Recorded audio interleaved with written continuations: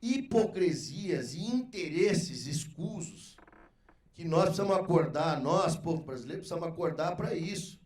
Porque por trás do Brasil tem sim, tem efetivamente, por trás do Brasil tem muitos países com interesse geopolítico e com interesse financeiro, interesse econômico, porque eles sabem que o Brasil, com toda essa pujança da nossa agricultura, ocupa só 7,5% do seu território. Imagine se a gente resolver ocupar o dobro, que é a coisa mais fácil do mundo. Uma regularização fundiária, por exemplo, vai ajudar muito para que nós aumentemos a nossa produção de forma significativa. E aí vem a preocupação daqueles que trabalham contra o Brasil. Quem faz crítica a um programa desse, a um projeto desse de regularizar e trazer segurança jurídica, aonde tem segurança jurídica, tem segurança social, tem segurança econômica. Então, nós precisamos começar, a sociedade urbana precisa começar a acordar que o Brasil é grande, poderá ser muito mais grande, poderá ser muito mais desenvolvido, poderemos ter muito mais progresso nesse país quando todos tiverem um consenso e falar, olha, vamos respeitar um produtor rural, porque é a nossa vocação. Então, quando nós idealizamos sem nenhuma modéstia aqui, mas foi uma coisa que eu cobrei do início, foi uma iniciativa nossa, olha, nós precisamos mudar, acabar com esse passivo fundiário. Para isso, nós precisamos ter uma nova lei. Aí, bom, então, pegamos lá a SPU, a AGU, a nossa secretaria, Ministério da Agricultura, enfim, todos, Casa Civil, fizemos um mutirão e trabalhamos no que a gente podia para fazer essa medida provisória, e agora ela passa pelo aprimoramento do Congresso, né? É uma coisa natural, faz parte do regime democrático. Agora aqui ela vai ser lapidada, pode ser melhorada, pode ser piorada, mas nós vamos ter uma válvula onde nós teremos segurança jurídica. Esse é o objetivo. Que eu não vou entrar em detalhe, em minúcia de lei aqui, lei ali, que é um emaranhado de tanta lei. Então, essa vai ser uma situação que vai facilitar bastante esse passivo que nós temos. E olha que esse passivo é muito grande. O que a gente vê no estado do Pará, o que a gente vê no estado do Tocantins, o que a gente vê por esse Nordeste, pessoas que estão ali há séculos, até hoje não têm seu título de propriedade. Então, e esse passivo, doutor Juliano, se estende aos estados. Por exemplo, Roraima agora criou a sua legislação estadual de regularização fundiária. Rondônia caminha para o mesmo, o governador Marcos falou, não, nós vamos fazer a nossa também. E a União, é previsto isso em lei, nós não temos nenhum problema em transferir terras da União para os estados. A partir do momento que o estado tem a sua legislação, é muito mais fácil, é aquela história. Tem uma ponte quebrada lá no município tal. Quem que vai arrumar essa ponte? É o governo federal ou é o prefeito? É óbvio que é o prefeito. Então, para nós não temos nenhum problema, já passamos agora terras para o estado de Roraima e o estado do Amapá. Tem pendências aí de alguns estados que querem, se tiver que passar, se eles tiverem uma legislação boa, saudável, que vai surtir efeito, nós transferimos também, não tem problema. Isso faz parte, isso é previsto, inclusive, em lei. Agora, o que não pode é nós continuarmos com esse passivo aí. Então, eu quero deixar bem claro aqui a todos que essa regularização fundiária não é para regularizar grilagem no Brasil. Pelo contrário, o que nós queremos é acabar com a grilagem, né, doutor Mauro? E nós não podemos mais conviver com o que nós convivíamos no passado. Então, nós somos chamados de radicais. Invasão de propriedade é crime. Ora, você te invadiu é crime. E essas invasões truculentas que a gente vê no estado do Pará, você te invadindo, queimando, saqueando, nós não podemos mais aceitar. Esse governo está aqui para trabalhar em cima da lei. Nós temos leis, as leis precisam ser cumpridas, o Ministério Público tem um papel fundamental, porque ele é o guardião da lei. Tá? O Ministério Público não pode... Nós vemos lá no caso do Pará, doutor Juliano, você invade, o MST vai lá, ou outro movimento, lá, qualquer sigla, invade, saqueia, queima, espanca funcionário, mantém proprietários como refém lá, 3, 4 dias, cárcere privado, pinta e borda, como diz o caboclo.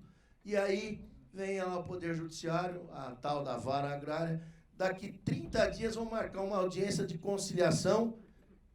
Espera um pouquinho, audiência de conciliação tem um réu e tem uma vítima. Eu nunca vi isso. Fazer conciliação entre a vítima e o réu? Entre o fora da lei, o bandido e a vítima? Eu nunca vi isso na minha vida. E, felizmente, em algumas situações, o Ministério Público tem dado contra nisso aí. Felizmente. Então, eu disse lá no Pará, a toga é uma responsabilidade muito grande. A partir do momento que um juiz recebe a toga para fazer justiça, ele está sendo pago para fazer justiça. Ninguém, nem nós do Executivo, nem o Legislativo e nem o Judiciário pode desviar das suas funções. Todos nós temos as nossas responsabilidades institucionais, cada um de nós temos que fazer o que nos é devido. É para isso que nós recebemos, né? Nós ganhamos para isso. Cada um de nós assumimos esse compromisso de tentar fazer um Brasil melhor. Então, é isso que nós vamos tentar fazer nessa questão fundiária, trazer a regularização. Aí vocês vão ter um café da manhã mais barato, porque quanto mais se produz, nós temos comida mais barata, vocês vão ter um almoço mais barato, uma janta mais barata, tudo fica melhor quando se produz mais, porque quanto mais se produz, menor, mais acesso a esse consumo todos vão ter. Então, a grandeza de um produtor rural é uma coisa, eu tenho esse orgulho de fazer parte de 5ª ou 6ª geração de produtores e gostaria de fazer um pedido a todos os senhores aqui presentes, talvez aqueles que não são produtores ou que são urbanos. Tem uma visão melhor de um produtor, pode ter certeza que um produtor, quando ele tem o seu título de propriedade, ele vai produzir com mais dignidade ainda e mais alimento para todos nós brasileiros. Muito obrigado. Muito obrigado, doutor Naban. Eu encerro aqui o primeiro painel, agradecendo também a presença do doutor Aldo Decresce, que veio de São Paulo, do doutor Paulo também, que representa investidores do mercado de São Paulo aqui na regularização fundiária, o doutor Gustavo, o doutor Fábio Santana, da Controladoria Geral da União, doutor Paulo Carvalho, secretário adjunto do doutor Naban. Muito obrigado a todos e, por favor, permaneçam para o próximo debate, que eu acho que vale a pena. Acho não, tenho certeza.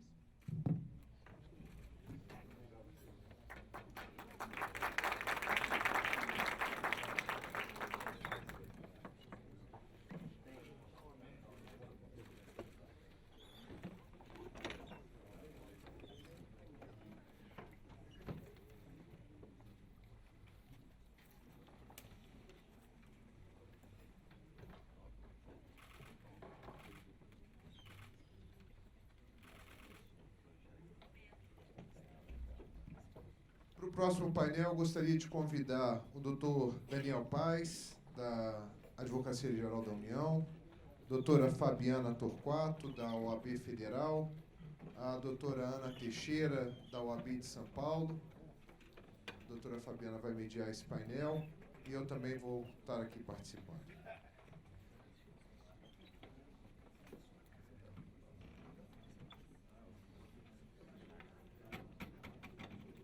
Agradecer muito a Bruna, que fez um trabalho belíssimo para que a gente pudesse estar hoje aqui. Muito obrigado, viu, Bruna, e toda a equipe do Interleves.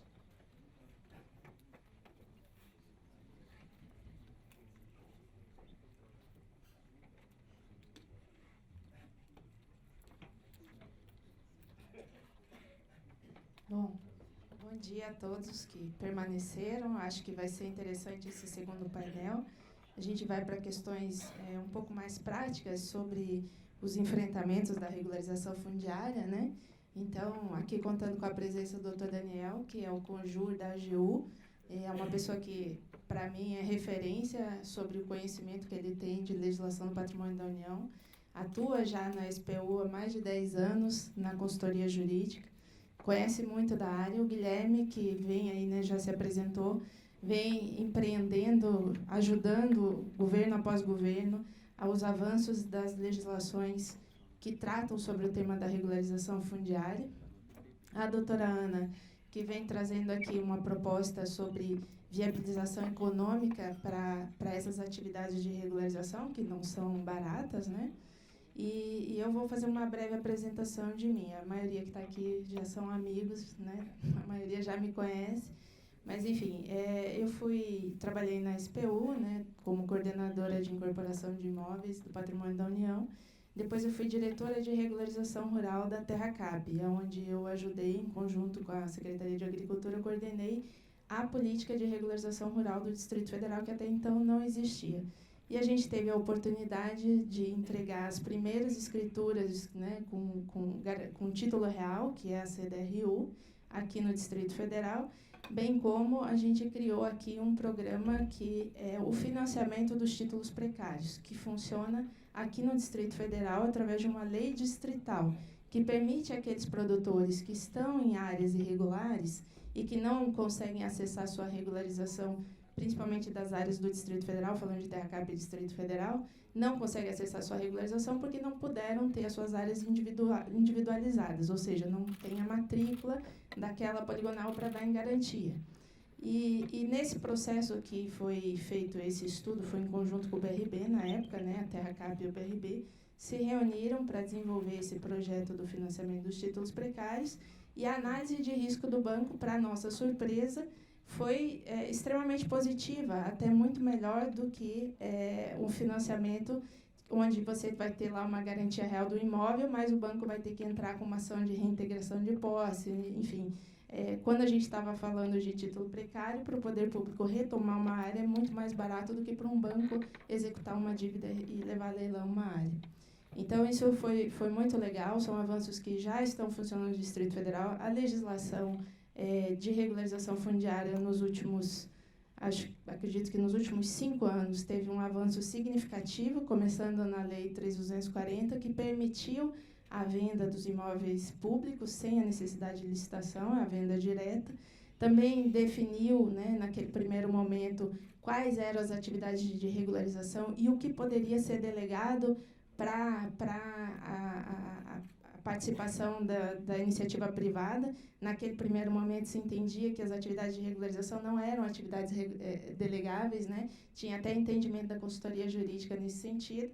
Veio a Lei 340, dividiu em 4 partes. Na Lei 3465, eu também tive a oportunidade de trabalhar nela como consultora. Na 13465, a gente flexibilizou ainda muito mais isso, permitindo chegar no momento que nós estamos hoje, permitindo que a regularização seja feita por aquelas pessoas que são interessadas, que vivem na área, né, e que conhecem as peculiaridades de cada área. Se eu perguntar para vocês aqui, cada um está numa determinada gleba, numa determinada fazenda, cada um vai ter uma realidade diferente. Eu vi alguém falando aqui da Saia Velha, né?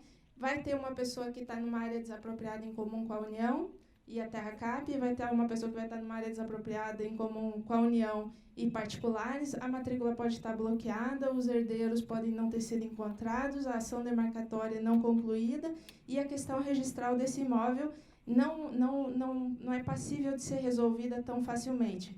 Vai ter outro que vai estar na área da União, que depende simplesmente do projeto de regularização.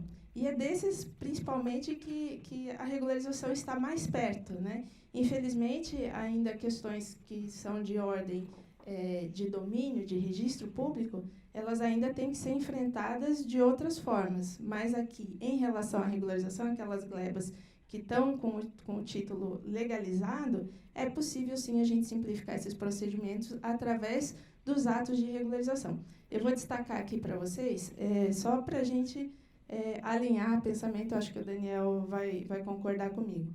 E vocês também, claro, pela prática. Quando vocês ingressam num órgão ambiental, ou num órgão o poder concedente, o dono da terra, esse órgão vai pedir para você fazer a sua inscrição do seu título precário. Na TerraCap é a CDU, na União a inscrição de ocupação.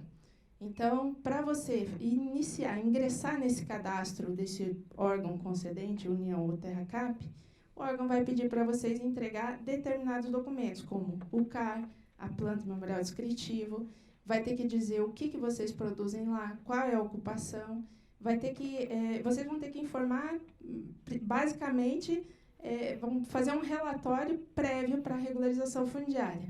Apesar de todas essas informações, para se individualizar uma gleba, a gente precisa aprovar um projeto de parcelamento. Esse projeto de parcelamento é o que nós estamos discutindo e tentando simplificar na MP 910, certo? Porque as informações prestadas pelo CAR, as informações fornecidas pelos ocupantes no momento que eles vão lá solicitar esse cadastro, essas informações já estão sendo contabilizadas nesse processo de regularização, né? As pessoas já entregam esses documentos. O que a gente precisa agora é alinhar sobre os projetos de parcelamento. Aqui no Distrito Federal, por exemplo, eu acho que a maioria sabe, que existe aqui um provimento, que é o provimento 02, que regulamenta os cartórios de registro de imóveis do Distrito Federal, e ele fala o seguinte: olha, para as áreas serem individualizadas, para a gente poder abrir matrícula individual de cada ocupação, é necessário ter o licenciamento e o projeto de aprovação da gleba inteira. Ou seja, no caso da Sálvia, por exemplo, tem que ter o projeto de licenciamento da área total da Sálvia, que são 10.800 hectares. Então, essa tarefa é muito difícil e é nesse ponto que a gente está se debruçando na MP 910. Eu acredito que os avanços conquistados até aqui são muito significativos e a gente ainda tem que caminhar um pouco mais para facilitar e permitir o acesso a todas as pessoas à regularização fundiária, já que, né, na maioria dos casos, não é uma atividade tão simples e tão barata quanto se pensa. Tá? Então, eu vou primeiro passar a palavra para o Dr. Daniel, como eu já apresentei ele aqui, ele é um grande especialista na legislação do patrimônio da União. Acredito que todos vão gostar de ouvi-lo. Bom dia a todos. Meu nome é Daniel Paes da Costa, agradeço o convite feito pelo Guilherme, pelas autoridades aqui, pela Fabiana, a indicação do meu nome, as palavras ditas, as bonitas palavras ditas em meu nome. Só fazer uma pequena correção. Eu, de fato, entrei na Advocacia Geral da União em 2009 e diretamente fui parar no extinto Ministério do Planejamento, Orçamento e Gestão, à época assessorando juridicamente já de cara, desde 2009, a então Secretaria de Patrimônio da União, hoje Secretaria de Coordenação e Governança do Patrimônio da União. Lá fiquei até o final de 2018, trabalhando com foco, né? O foco à época era muito mais para a questão da regularização fundiária urbana, né? A gente até pegava alguma coisa de regularização fundiária rural, mas sempre em interface com a extinta Serfal, né? Em 2018 eu saí da consultoria jurídica do então Ministério do Planejamento, quando houve a fusão dos ministérios, né? O Ministério da Economia absorveu as atribuições do Ministério do Planejamento, dentre outros ministérios, e eu fui para a Procuradoria-Geral da União. Hoje eu exerço o cargo de coordenador de Patrimônio e Meio Ambiente da Procuradoria-Geral da União e sou diretor substituto do Departamento de Patrimônio Público e Probidade. Então, eu saí um pouco da discussão material, né, possivelmente, se eu ainda estivesse na Conjur, eu teria trabalhado mais ativamente na elaboração normativa desse MP, mas eu não trabalhei ativamente. Então, apesar das palavras, de eu agradecer, eu não sou, de fato, um especialista nessa questão específica, mas durante o tempo, durante os anos, eu vou tentar fazer um link que eu vou falar aqui, eu absorvi alguma experiência relacionada a patrimônio da União, propriamente, né? Eu ia fazer uma apresentação, mas devido ao avançado horário, eu vou só trabalhar algumas premissas, que eu até estava anotando aqui enquanto os colegas estavam falando, que eu acho que foram as premissas que balizaram não apenas a produção da MP 910, mas a elaboração normativa de alguns anos, né? Que a Fabiana até mencionou uma lei que eu participei, de fato, aí eu participei mesmo na sua elaboração, que veio do MP, né, que foi a Lei 3.240, se eu não me engano, é a conversão da MP 691, né? Então, essa, de fato, eu trabalhei efetivamente. Mas, assim, a premissa, o âmago, a essência dessa elaboração normativa, ela vai ao encontro da MP 910. O que ela é? Ela é o reconhecimento do Estado, né? Uma dessas premissas, né? Ela é o reconhecimento que o Estado não tem a menor condição de estar próximo, de fiscalizar, de fazer essa gestão patrimonial de todos os terrenos do patrimônio nacional, né? Enfim, isso é algo muito claro para mim, né? E lá atrás já surgiu essa questão do interesse na alienação direta. Eu acho que as pessoas pararam para raciocinar, né? Por que existem terrenos marinhos? Por quê? Por que existem terrenos marginais? Por que ser de propriedade da União os terrenos marginais? Essa discussão eu fiz há muitos anos atrás na SPU, quando eu estava assessorando a SPU lá atrás, vem cá, terrenos marginais, a gente tem dificuldade de demarcar terreno de marinha, imagina terrenos marginais, né? Eu não tenho os dados concretos, mas se a gente for falar em percentuais, eu tenho certeza que é um percentual muito baixo que a União tem identificado dos seus terrenos marginais. E aí você vai lá, mas a legislação fala 15 metros para um lado e para o outro da via aquática, né?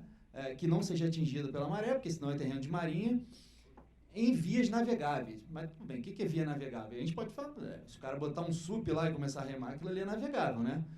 Mas será que a lógica da legislação é essa? Será que a lógica da legislação é colocar esse fardo no colo da União de verificar, de fazer essa gestão de todos esses terrenos?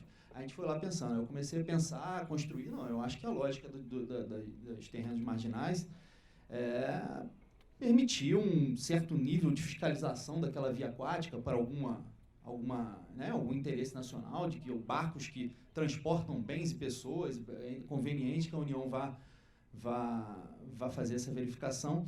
E já de lá a gente havia esse reconhecimento da própria SPU eu não tenho condição, né? Eu não tenho condição de fazer essa gestão total desses terrenos, né? E aí, na própria Lei 13.240 tem um exemplo muito claro, que são terrenos caríssimos para o interesse nacional e que a SPU já via que ela não tinha condição de fazer essa atuação direta na gestão, que são as praias. A Lei 13.240, para quem não sabe, o artigo 14 da Lei 13.240, ela transfere a gestão das praias, inicialmente praias marítimas urbanas, mas já evoluiu, inclusive para as praias fluviais, né, estuarinas, para o município, né, que obviamente manifesta seu interesse, respeitado alguns requisitos. Aquilo ali já era a União dizendo que ela não tem condição de fazer essa gestão, né? E aqui, trazendo mais um pouco para 910, ela é isso também, né? É óbvio que você tem a outra parte que é muito mais importante, que é a necessidade de dar uma dignidade para a pessoa que está lá ocupando a terra, né, de obter o seu título para conseguir diversas questões que a lei está possibilitando, inclusive crédito rural com a propriedade, né, que ele adquiriu com a regularização. Mas essa é a parte mais importante, que é tratar das pessoas, mas ela não deixa de ser um reconhecimento da incapacidade do Estado de estar lá, inclusive a nível de tutela ambiental, né? E quando o STF fez aquela decisão na ADI, que deu interpretação conforme a questão da vistoria prévia, né? Ele fala sobre isso. O STF fala. É ilusório a gente querer que o Estado esteja lá fazendo a vistoria, todas as vistorias prévias, antes da gente fazer a destinação. A gente precisa descobrir mecanismos que garantam um mínimo de regularização, um mínimo de garantia de segurança jurídica na destinação, até para não incentivar ocupações irregulares, mas a gente precisa também, e o STF parece que levanta a bola, absorver na legislação os avanços tecnológicos que a tecnologia nos proporcionou. Tanto é que a MP 910 fala em sensoriamento remoto, né? Ela fala dos avanços, ela nada mais é do que uma incorporação desses avanços tecnológicos. Então, assim, são premissas que a gente tem que trabalhar, né? São premissas que a gente precisa analisar, porque não adianta o Estado achar que ele pode estar em qualquer lugar, a todo momento, e a gente não tem condição de fazer isso, né? A questão da tutela ambiental é muito importante porque, uma vez regularizada, a pessoa adquire, né, para ela a responsabilidade subjetiva pela manutenção da regularidade ambiental daquela área, né?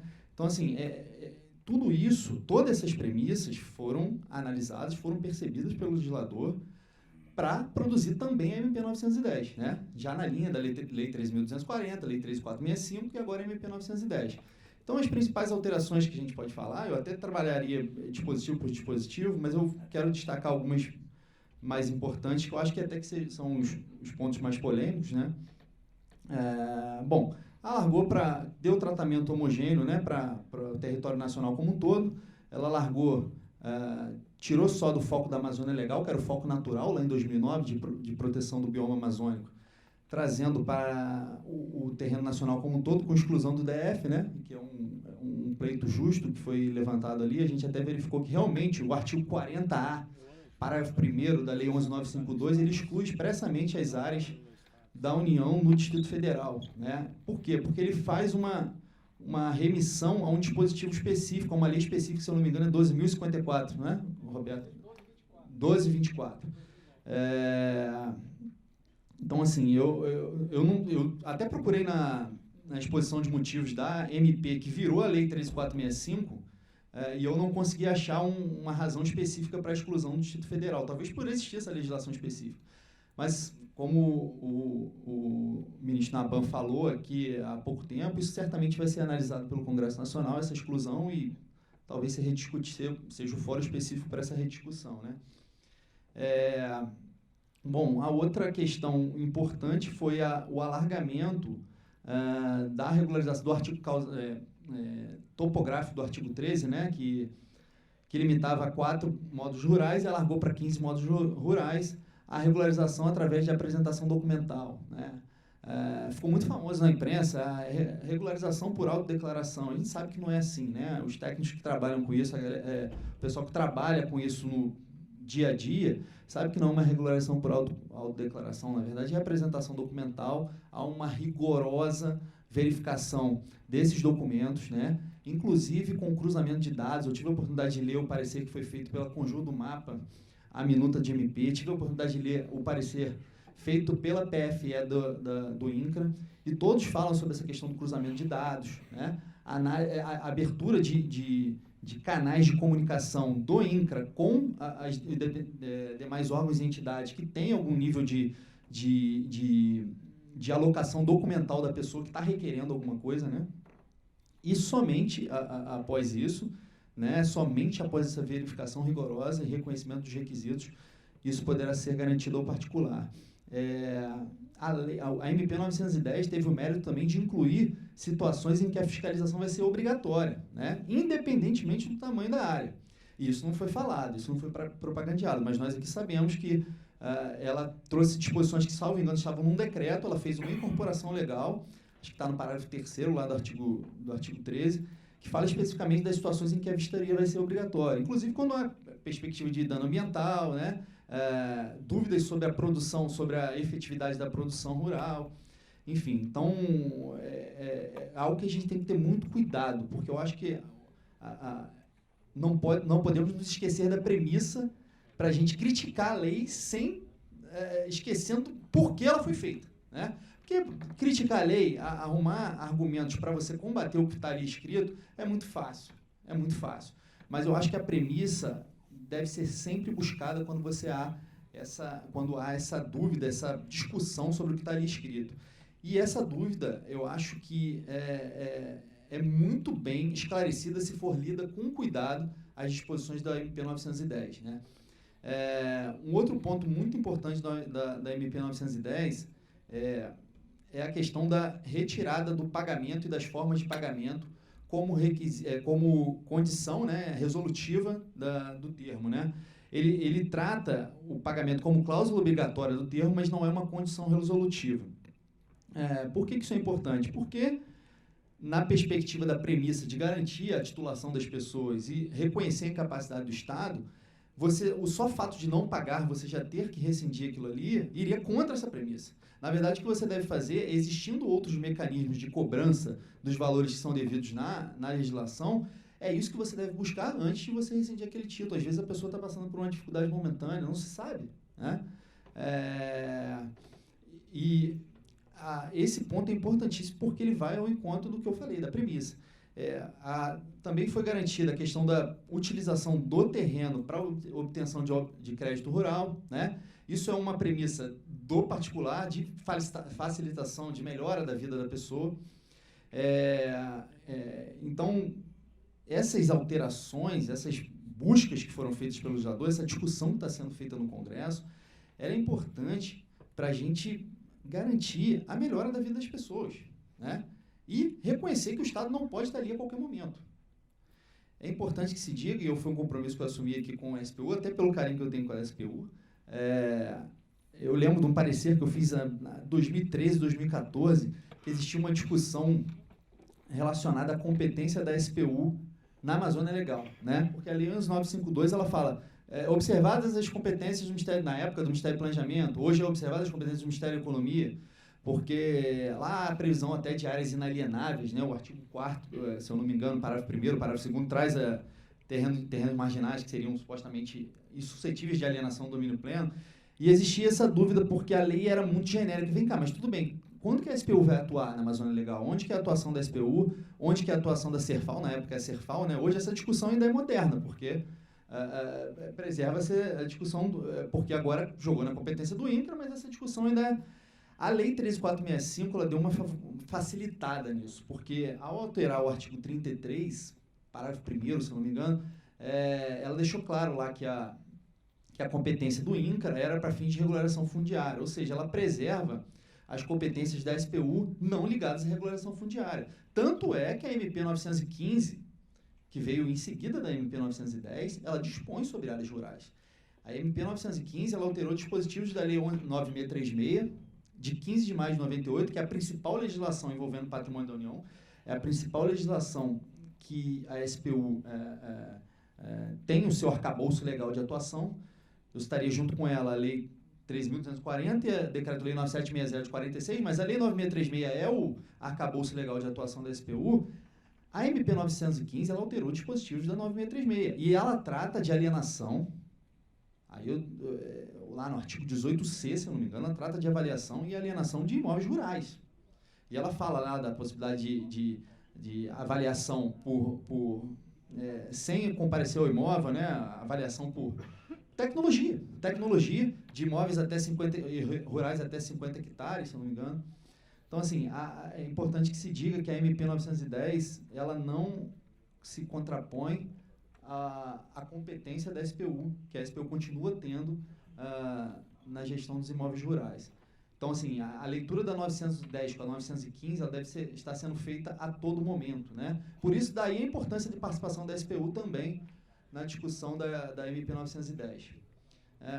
Acho que eu falei um pouco demais, mas, enfim, ficam os breves comentários aqui pelo avançado do tempo. Eu ia fazer uma demonstração sobre a legislação em si, mas eu deixo aqui disponível para o Guilherme, se quiserem veicular, não tem problema nenhum, tá bom? Obrigado. Obrigada, doutor Daniel. Eu vou passar agora a palavra para o Guilherme. Ele vai contar da experiência da BPRU, que eu acho que é o primeiro caso no Brasil já fruto da Lei 3465, delegando essa competência da regularização para os interessados, para os ocupantes. E ele tem propriedade para contar sobre os desafios da regularização fundiária. Bruna, você pode colocar a apresentação, por favor? Eu vou ser muito breve e vou direto ao ponto. Nós, em julho do ano passado, assinamos um acordo de cooperação técnica com a SPU aqui do Distrito Federal, como a Fabiana muito bem colocou, já com base na 13465. Com base na 13465, nós, ocupantes legítimos, faríamos várias etapas do processo de regularização. O que acontece é que quando a gente se deparou com o caso na prática, aí está a Fazenda Sálvia e o nosso acordo de cooperação, onde a gente assumia o georreferenciamento, o memorial descritivo, o estudo ambiental, a avaliação, cadastramento, individualização das matrículas. E a última parte seria efetivamente destinada para a SPU. Quando a gente olha a Fazenda Sálvia, a gente fala o seguinte: bom, você tem uma parte que é do coletivo, ou seja, o fechamento da poligonal da Sálvia cabe para todos. A questão do estudo ambiental cabe para todos. E aí depois você vai passar uma parte que é efetivamente de cada um daqueles ocupantes. E a gente começou a vivenciar um problema de como é que a gente levanta os recursos necessários para você dar a largada no processo de regularização, que você não faz isso sem o estudo ambiental e sem o fechamento da poligonal. Quando você avalia a Sálvia como um todo, digamos, eu só vou chutar aqui valores, por favor, não interpretem isso de uma forma concreta. Nós não temos uma avaliação da Sálvia. Mas digamos que a gente fizesse uma avaliação da Sálvia como um todo e a gente chegasse a um valor, por exemplo, de 100 milhões de reais. Do que a gente está falando? A gente está falando de dar essa ignição necessário 3 milhões. 3 milhões é 3% desse patrimônio que depois de passar pelo processo de regularização, vai se valorizar enormemente, mas a largada é muito difícil. Quando a gente passa o chapéu junto aos associados, para você levantar 3 milhões de reais é um valor muito alto. E ele não consegue identificar que aquilo está efetivamente atrelado à regularização dele, porque não é uma avaliação da área dele, não é uma individualização da área dele. Então, nós começamos a perceber que seria necessário nós incrementarmos esse processo para que o mercado possa identificar isso, um valor agregado, e ele fale o seguinte: eu vou ajudar a regularização fundiária dando essa ignição de um valor necessário para se fazer o coletivo. Então, é nessa fase que a gente está. Como é que a gente deposita 3 milhões para levantar um patrimônio de 100 milhões e sair no final do processo, eu já vou colocar aqui para vocês terem uma ideia do que seria o final do processo, nessa caixinha aqui, onde um veículo de regularização, que é o que a gente está chamando, providencia todas as etapas do processo de regularização com aquelas características ali. Ele tem que ter governança, ele tem que ser por tempo determinado, ele não pode ficar a bel prazer de quem estiver administrando aquele imóvel 5 anos, 10 anos, não. Qual é o prazo necessário? São 3 anos. Então, ao longo dos 3 anos, o que ele faz? Ele distribui em 3 caixas. Quais seriam as caixas? Doação. A lei já prevê quais são os imóveis que têm que ser doados. Então, o veículo de regularização entrega para a SPU todos os imóveis já identificados que vão para doação. Qual que é a outra caixa? Os estratégicos. Aquele que a SPU ou já ocupa ou tem interesse em fazer a manutenção daqueles imóveis. E como é que ele entrega esses imóveis? Todos já individualizados, as suas escrituras prontas para serem levados a cartório. E a última caixa, que é a alienação, dividida em outras 4 caixas. Quais seriam? Venda direta. Aqueles que estão desocupados vão a leilão. Um terceiro imóvel, aquele que, porventura, o indivíduo não queira mais a relação com a União, a gente tem que respeitar isso, mas ele investiu na área e ele quer reaver a sua benfeitoria. Então, isso iria para leilão, já definido qual que é o valor da benfeitoria, qual que é o valor da terra nua. Ele já receberia aquele valor da benfeitoria e terminaria a relação dele com a União. Qual a outra caixa? Aqueles que querem manter a relação com a União. A lei prevê que ele não é obrigado a comprar, ele pode se manter na relação com a União. Só que um outro agente, um outro veículo de rentista vai comprar do veículo regularizador esses imóveis, porque ele vai administrar com uma visão de renda esse patrimônio que era, então, desorganizado, vamos chamar assim, ou não regularizado. E uma última etapa, aquele veículo que vai providenciar a regularização urbana. Ele compra do veículo regularizador o imóvel que tem um outro caminho para a sua regularização. E esse veículo ele se especializa na regularização urbana. O que acontece com isso? A União não tem a volta de imóveis para ela, somente aqueles que ela deseja. E o veículo se finaliza no seu final. Então, eu me lembro bem que quando o presidente Bolsonaro tinha sido eleito, eu tive uma reunião com o ministro Paulo Guedes para falar sobre imóveis da União. Eu falava assim: ministro, olha, tem a PMA lá, onde o indivíduo pode levantar a mão e fazer o processo de regularização. Ele fala: isso não vai dar certo. Você tem que fazer em bloco, você tem que fazer em conjunto, e fazer assim com a mão. Né? E eu demorei um pouco para perceber isso, e houve uma necessidade de amadurecimento nosso na prática.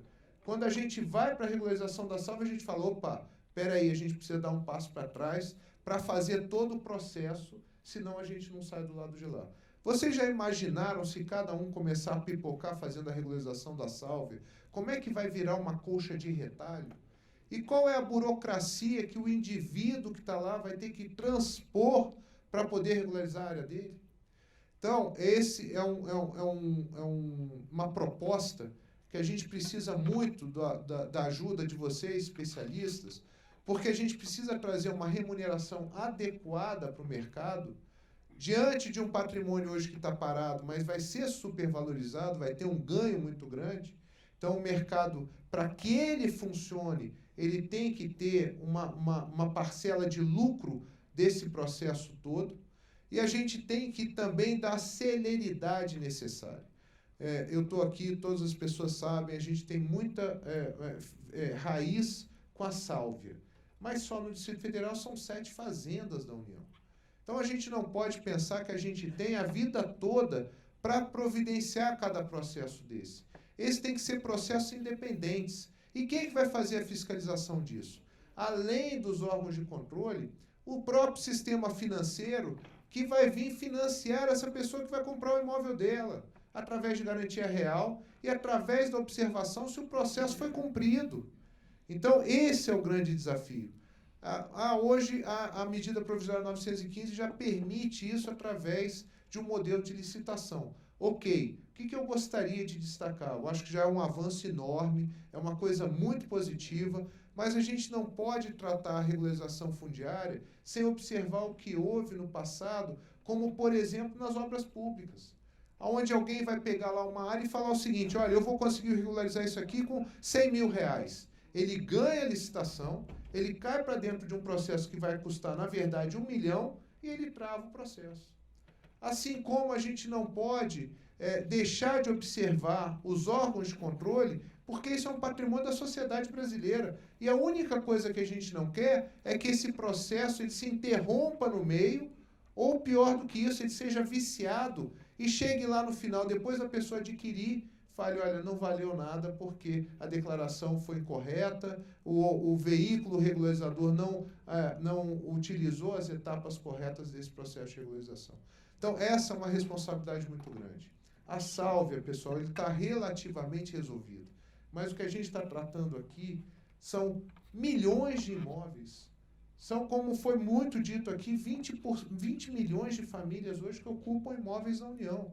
A gente não pode imaginar que a sálvia pode ser um belo modelo, mas ela não é uma única solução. Você tem que ter várias soluções. Digamos que lá no Mato Grosso a pessoa ocupe um imóvel de 2.000 hectares, de 3.000 hectares. Talvez ele não precise do processo como um todo. Ele pode levantar a mão e falar: eu vou regularizar o meu. Então, a multissolução também é muito importante. Cada um olhar e ver a sua característica e ver aonde que ele vai plugar a solução dele dentro dessa multissolução. Só para um último exemplo, aqui quando a gente fala sobre imóveis da União, só para vocês terem uma ideia, a Fazenda Sálvia hoje, ela tem 273 glebas rurais nos sistemas do patrimônio da União. Mas ela tem 16 assentamentos sociais e 9 condomínios. Então, o levantamento que a gente imagina é que são 4.000 propriedades hoje na Fazenda Sálvia, entre urbano e rural. Então, não são as 273, são as 4.000. Como é que a gente faz esse processo todo dentro de uma lógica? Como é que a gente vai trazer 3 milhões de imóveis para regularização? Isso tem que ser um motor de moer regularização. O tempo todo cuspindo regularização, para que possa a União cumprir aquele objetivo que é cidadania e o desenvolvimento da agricultura. Qual que é a maior dificuldade que seria aqui? A venda da área. Se você faz o processo e você não tem para quem vender, mas você tem, já está lá, está definido. Então, fica aqui a nossa participação. Muito obrigado, Fabiana. Queria fazer um registro novamente à SPU, que nos deu a oportunidade de cair para dentro do problema, perceber e trazer agora de forma muito legítima, muito transparente, soluções que fazem sentido, não só para nós, mas para toda a população brasileira, todas essas pessoas que possam se beneficiar legitimamente de um projeto de política pública que traga cidadania e incremento à produção do nosso país. Muito obrigado. Bom, eu vou passar agora a palavra para a doutora Ana. A Ana representa a OAB de São Paulo. Desculpa, eu acabei cometendo uma falha e não me apresentei. Eu estou aqui representando, eu sou vice-presidente da Comissão Nacional, da Comissão da OAB Nacional de Regularização Fundiária e Alienação dos Imóveis da União. E a Ana representando aqui a OAB São Paulo. Agora já boa tarde. Boa tarde a todos. Vou ser bem breve. Eu já falo rápido, então não vou tomar muito tempo. Como a doutora Fabiana bem colocou, agradeço ao Guilherme e à Fabiana pelo convite. Eu represento a Comissão de Geodireito da OAB de São Paulo, que é uma comissão inovadora. E o nosso foco aqui, nós viemos trazer duas contribuições bem objetivas que vão em linha com tudo que foi falado, tanto pelo doutor Márcio, doutora Fabiana, doutor Guilherme e o painel anterior. Já está a apresentação? Eu vou passar só os gráficos bem rapidamente. 2 pontos muito importantes da MP 910, como bem o doutor Márcio comentou, a autodeclaração não é bem uma autodeclaração, é uma tentativa de simplificação do processo com dados confiáveis. Aqui é um quadro, pena que não ficou legível, sobre os dados necessários para a declaração, são documentos como a planta e memorial descritivo, o cadastro ambiental rural, as declarações, as comprovações das declarações, que não são papéis, simples papéis. Tem todo um conhecimento técnico, uma RT em torno disso, todo um processo de técnicos voltados a justificar essa informação e gerar o mais importante de todo o processo, que é a segurança jurídica. A gente estava comentando, né, Guilherme? O objetivo do poder público não é simplesmente dar um papel falando que você é o titular. Como os senhores já estão acompanhando, mesmo o CAR, e a gente vai falar um pouquinho a sistemática, essa é a proposta da OAB de São Paulo, ele já apresenta, por conta de algumas faltas de padronizações que a gente vai comentar, é uma sobreposição que leva o país, bateu 1 milhão de quilômetros quadrados de sobreposição, o CAR como ele existe hoje. Ele ainda não foi totalmente aperfeiçoado. Com isso, o país seria um dos 30 maiores países, o Brasil seria um dos 30 maiores países do mundo. Isso comprova-se que a segurança jurídica para a regularização fundiária do país é necessária. Qual é o grande problema que a OAB de São Paulo identifica e gostaria de contribuir com os senhores na discussão? Em 2008, nós tivemos um decreto, que foi o 666, que ele instituiu a Infraestrutura Nacional de Dados Espaciais. O mais importante dessa infraestrutura é a padronização de dados justamente para evitar essa sobreposição. Então, a contribuição que... Não vou entrar em detalhes aqui no slide.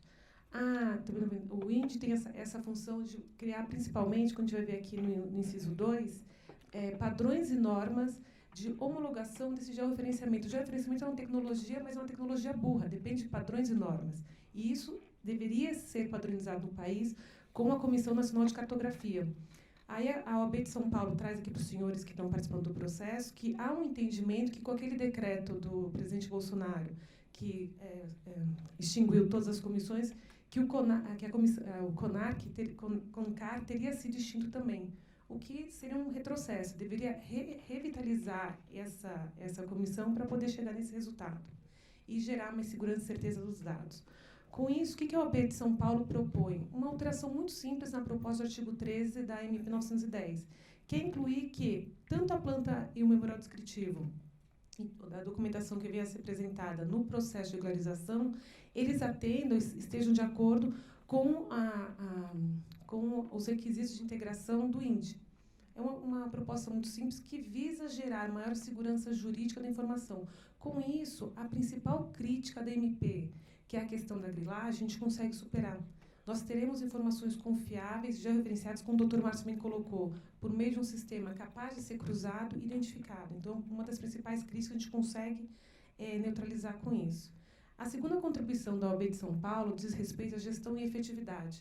Como o Dr. Guilherme bem colocou, com a experiência da Sálvia, não adianta, existem múltiplas soluções, mas as soluções que a gente consiga maior escala, a gente consegue uma maior celeridade e, consequentemente, uma maior eficácia.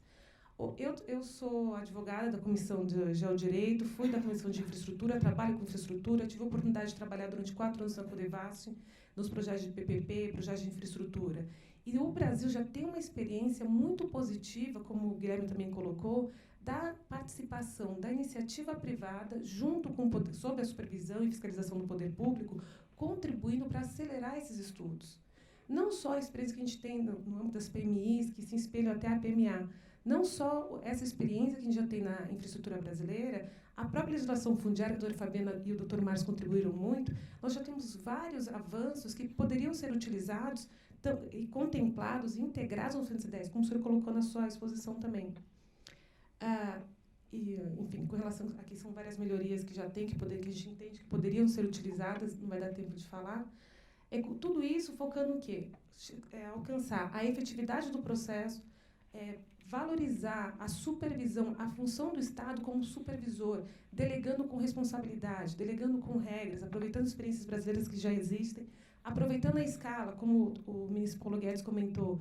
No caso da Salve, é possível conseguir uma celeridade maior, uma efetividade, uma segurança jurídica maior de dados, agregando mais ocupantes, mais beneficiários e sendo analisados conjuntamente.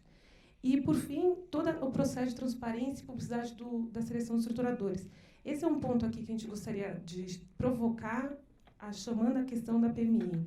No caso da PMA, que já está prevista em lei, o ocupante ele pode se manifestar.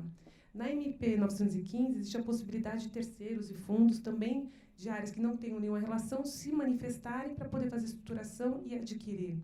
No caso aqui da regularização fundiária de pequenos lotes, a gente tem um problema, um custo para poder gerar essas informações, criar tudo isso e como custear. Tem um slide aqui, não sei se acabou ficando fora. Não, esse aqui.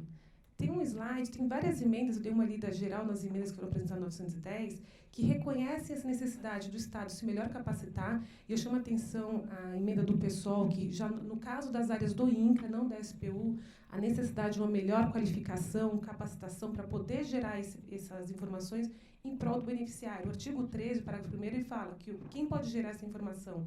O INCRA ou o interessado ou um terceiro?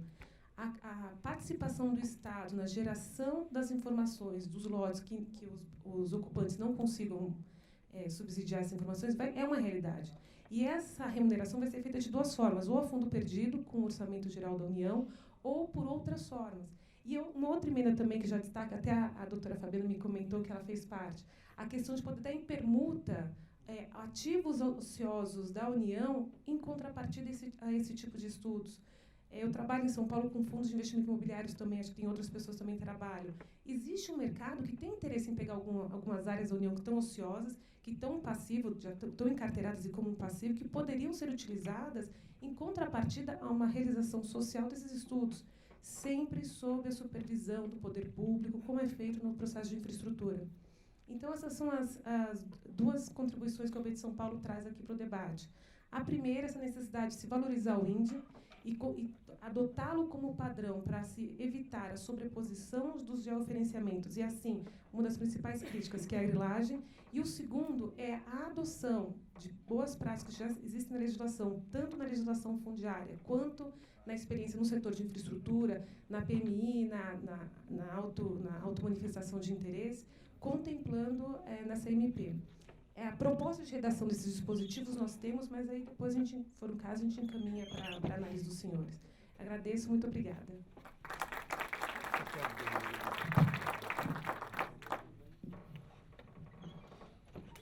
Bom, pessoal, então agradeço vocês terem ficado até agora. Eu queria fazer só uma última observação, Guilherme. Assim, eu tenho visto que fica um pouco confuso em relação à regularização de áreas da União. E como boa parte do nosso público que está aqui nos prestigiando hoje é o pessoal que está ocupando a área da União, a MP 910, ela trata também sobre a regularização de vocês. E ela vai tratar nos pontos onde a gente está discutindo aqui, justamente aonde ela pode ser melhorada sobre as áreas da União. É fato que a competência da SPU, como bem apresentou o Coronel Mauro aqui, ela é diferente da competência do INCRA. O INCRA, ele tem lá na sua missão, na sua função, além da reforma agrária, a organização do território. Por isso, o INCRA tem o SIGEF, que é o sistema onde todo mundo tem que cadastrar lá o georreferenciamento. Então, o INCRA, ele é um parceiro nesse processo para ajudar a fazer esse reordenamento das áreas rurais, que hoje já é competência dele. E as áreas continuam sendo de propriedade da União, isso não muda, né? E, bom, essas são as minhas considerações finais. Agradecer a todos, dizer que eu também me sinto muito honrada de participar desses debates e, de alguma forma, poder colaborar. E me coloco aqui à disposição, enquanto comissão da OAB Nacional, tanto para as autoridades que estão aqui, quanto para as pessoas que estão interessadas no processo da regularização. Obrigada e boa tarde a todos.